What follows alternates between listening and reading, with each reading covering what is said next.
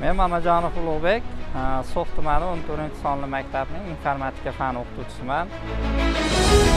Hozirgi kunda yurtimizda o'qituvchilarga juda ham katta e'tibor berilyapti. Buni misol tariqasida pedagogik maqomini qabul qilinishi hamda o'qituvchilar uchun qo'shimcha 18 xildan ortiq sertifikatlar yaratilgani, joriy qilingani misol bo'la oladi.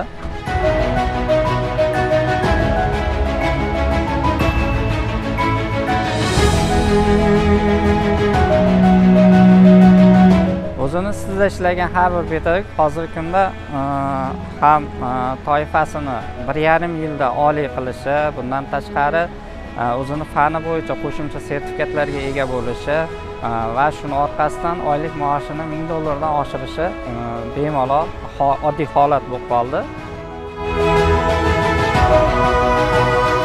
Yaqin kunlarda pedagoglarga yanada qo'shimcha imkoniyatlar prezidentimiz tomonidan berildi. Misol uchun 15 yil stajga ega oliy toifali o'qituvchini ipoteka krediti uchun 25% boshlang'ich to'lovni to'lab berishi bu pedagogga bo'lgan yana bir hurmat, e'tibor deb bilaman.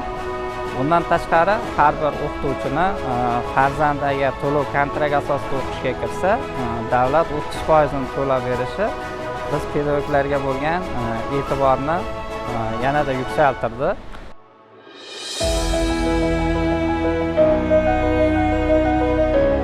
Hozirgi kunda men respublikaning eng olis hududi So'x tumanida faoliyat olib boraman va bu yerda ishlash jarayonida hozirgi kunda respublikada eng yuqori maosh oluvchi ustozlardan biri hisoblanaman. Darsimiz eng yuqori stavkada, ya'ni 1,5 stavkada berilgan.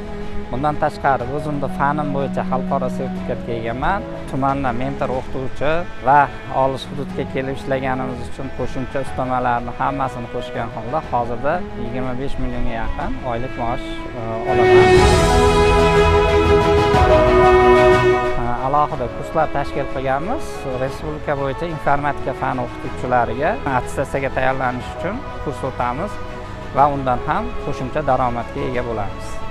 1-oktyabr ustoz va murabbiylar kuni bilan respublikamizdagi barcha ustoz va murabbiylarni chin qalbimdan tabriklayman. Hammasiga baxt, saodat, ishlarida omad tilayman.